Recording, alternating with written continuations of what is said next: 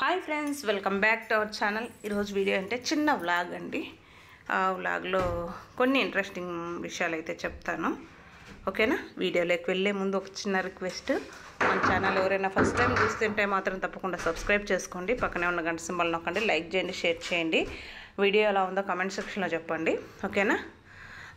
ఈ వీడియోలో ఏం చెప్పాలనుకున్నా అంటే, లాస్ట్ వీడియోలో చెప్పాను కదండి, కొన్ని అదృష్టాలు అనుకోకుండా వస్తాయని, కొన్ని దురదృష్టాలు కూడా అట్లే అనుకోకుండా వస్తాయన్నమాట. సంతోషపడి ఒక రోజు కూడా కాకనే బాధపడాల్సిన సిచ్యువేషన్లు అప్పుడప్పుడు వస్తాయి. వాటిని కూడా మనం హ్యాండిల్ చేయాలా, తట్టుకోగలగాల. ఓకేనా? ఇది దేని గురించి చెప్తానంటే, పూజ చేసుకున్న మరుసటి రోజు నేను పడుకొని నిద్రపోతున్నానండి. అప్పుడైతే నా చెవి కమ్మ అయితే దారిపోయిందనమాట, వెనకున్న బిరట. మళ్ళీ బయట ఎక్కడ వెళ్ళలేదండి నేను. అసలు ఇంట్లోనే పడిపోయింది. అస్సలు దొరకలేదు. అది ఇంట్లో ఉందా, బయట ఏమన్నా తోసి బయట పోసేసినామా, ఏం అర్థం కాలేదనమాట. ఇట్లాంటి సిచ్యువేషన్లు కూడా వస్తూ ఉంటాయి. వాటినన్నింటికి కూడా నాకైతే కొంచెం ఫీలింగ్ అనిపించలేదు వాస్తవంగా అయితే. ఎందుకంటే బిరట మాత్రం పోయింది, కమ్మకుండా మాటి రెండు పోయింటే ఏంది సిచ్యువేషను, ఏంది పరిస్థితి అని ఆలోచించేసానమాట. అందుకోసమని కొంచెం హ్యాపీగానే ఫీల్ అయ్యాను. సరేలే ఇంత అంటే, ఎందుకంటే చిన్నదాంతో పోయింది, పెద్దది పోకుండా అనే విషయం అయితే నేను ఆలోచించేసాను. ఇంకా మా ఆయన అయితే నీకేం ఫీలింగ్ లేదా, నీకేం బాధ కలగలేదా అని అడిగాడండి. నాకు బాధ కలగలేదు వాస్తవంగా. ఎందుకంటే ఊడిపోయిండేది నిజము. కమ్మ అట్లే మనతో కూడా వచ్చి ఇంట్లో పడి నాకు కనిపించేలాగా పడించుడు, దానికైతే నేను హ్యాపీగా ఫీల్ అయినాను. అది కూడా ఎప్పుడన్నా చెత్త ఊడ్చేటప్పుడు, బయట వాకిలు ఊడ్చేటప్పుడు పడిపోయి అక్కడ ఎడన్నా పడిపోయినంటే, ఎవరైనా తీసుకునేసింటే ఎట్లా, అవి ఊహించుకొని నేను చిన్నదాంతో పోయింది అని సంతోషపడ్డానమాట. ఫైనల్గా ఇక్కడైతే మా పిల్లలైతే కాలేజీ నుంచి, స్కూల్ నుంచి వచ్చేసినాడు. ప్రసాద్ అయితే ఇంటి దగ్గరే ఉన్నారు. బాను టెన్నిస్కి బయలుదేరినాడండి. సాయంకాలం టెన్నిస్కి కూడా పోతాడు కదా, వాడు సైకిల్లో పోతున్నాడు. మేము ఎక్కడికి వెళ్తున్నామంటే, శనివారం రేణిగుంట సంతకైతే వెళ్తున్నామండి. రేణిగుంట సంతలో మ్యాక్సిమం చాలా మనకు రీజనబుల్గా వస్తాయి. మరి హెవీగా లేకుండా, ఎక్కువ రేట్లు లేకుండా కొంచెం మనకు రీజనబుల్గా వస్తాయి అన్నమాట. నేను ఎప్పుడు కూరగాయలు అయిపోయినా కూడా రేణిగుంటకే వెళ్తానన్నమాట. ఈసారి అయితే నాకు అస్సలు సాటిస్ఫాక్షన్ లేదండి సంతలో. ఎందుకంటే నాకు అంత తక్కువ అని ఏం అనిపించలేదు. ప్లస్ కూరగాయలు, వెజిటేబుల్స్ కూడా ఎక్కువ ఏం లేవు, చాలా తక్కువ ఉన్నాయి. అంటే ఉన్నవే ఉన్నాయన్నమాట. ఇక్కడ చూసారా, ఇది ఎందుకు తీసానంటే, ఈ బిల్డింగ్లన్నీ మ్యాక్సిమం నేను రోడ్డు బిల్డింగ్లు తీయడం మానేసినాను. కొంచెం తిరుపతి కూడా బాగా డెవలప్ అయ్యిందండి. ఎందుకంటే బిల్డింగ్లు బాగా కట్టేస్తున్నారు ఈ మధ్య. సో అందుకోసం అని చూపించానమాట. బాగా మంచిగా పెద్దగా కట్టేసినారు. ఇది బైపాస్ రోడ్ అండి.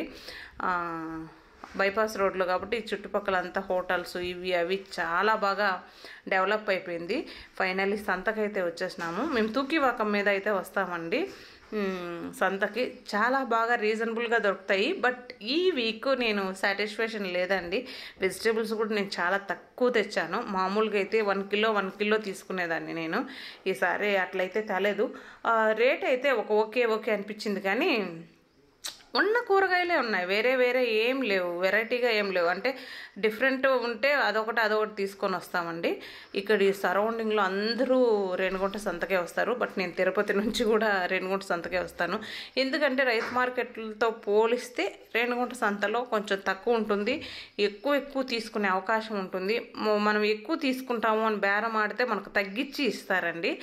మనకు మార్కెట్లో అయితే ఆ విధంగా ఏం తగ్గించి ఇవ్వరు. నువ్వు ఎంతైనా తీసుకో, ఇంతకే ఫిక్స్ అని వాళ్ళు ఫిక్స్ అవుతారనమాట. అది నాకు నచ్చదు. అందుకోసమని సంతే మనకు బెనిఫిట్ అని నేను సంతకే వచ్చి సంతలోనే తీసుకుంటాను.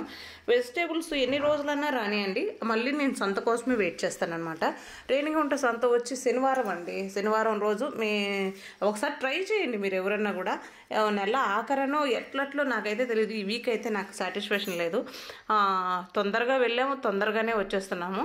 చూసారా, ఇది సూర్యాస్తం అంటే పొద్దు పోతుందన్నమాట. ఆ టైంలో నేనేమేమి తెచ్చాను అనేది ఒకసారి చూపిస్తాను. స్వీట్ కార్న్ అండి, ఇవి 20కి 3 ఇచ్చారు. సింగిల్గా ఒకటి తీసుకుంటే ఇంకొంచెం పెద్దగా ఉంటాయి.